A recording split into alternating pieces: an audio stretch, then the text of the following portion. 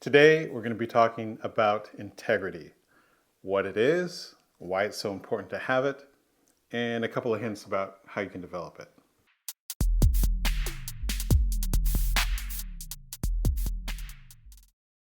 Now, the interesting thing about integrity is it's a durable skill that is not required to be successful. In other words, there are people who don't have integrity, and yet they get the job, they get the promotion, they get the contract, they get paid and make a lot of money, even though they don't have integrity.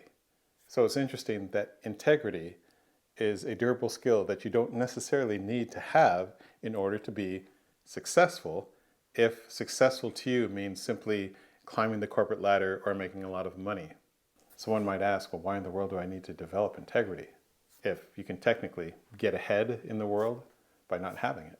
Well, we'll get to that in just a bit. But first of all, let's define what integrity is. Integrity, in its simplest form, simply means doing what is right. When we say doing the right thing, we mean doing what is truthful or honest, what is trustworthy, and what is fair. What is truthful or honest, trustworthy, and fair. And that can be in your personal life or in your professional life. So let's give a couple examples of what integrity looks like or doesn't look like. So I work with a lot of young people, and there was a young gentleman who was going to buy a car. He contacted the seller. The seller wanted to sell a car for $6,700. They went back and forth. This young man offered $6,300. The seller said, no, I want to stay at $6,700. So that was the end of that. Well, the seller called this young man back and said, okay, well, if you can come on the weekend, I'll give it to you for $6,500. And so they agreed upon that amount. The day came. He called just to make sure he knew where to go and pick up the car. And the seller said, oh, someone offered me full price, so I sold it. Ask yourself the question, did the car seller have integrity? What he told the young man, it was truthful, it was honest, but was it fair? Would you say that person is trustworthy? I mean, if you agree on a price and then all of a sudden they get a better offer and they change their mind, is that truly trustworthy? Is that truly fair? At the outset, we said that you can be successful, that is, climb the corporate ladder, get promotions, make the sale, make a lot of money, even without integrity. So why do you need integrity? When you have integrity, people are able to trust you more. They are able to depend upon you and know that you will do the right thing, the fair thing. Even though doing the right thing might mean you might not get the position, you might not get the promotion, you might not get the sale, if you're always choosing to do what's right, no matter what you might lose by doing the right thing, you have integrity. Employers and clients look for people who they can trust, people who are honest, who are upfront with them, who won't play games, and someone who they can depend upon. Those are the type of people that we want to hire and clients want to work with.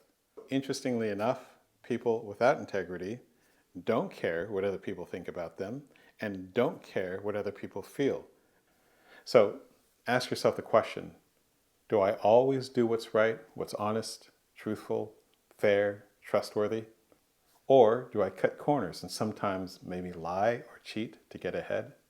So we're not going to dive into the complete lesson on how to develop integrity or make sure that you have it, but we will give you this tip. In order to have integrity, you have to care about your reputation. You have to care about what people think of you. As a metacognitive goal or assignment for this week, we want you to try two things. First of all, ask family members, or if you are at work, ask people at work, what is my reputation? Am I someone who's trustworthy? Do you feel like I'm an honest person? Do you feel like I'm a fair person? So ask people what they think of you in those three areas.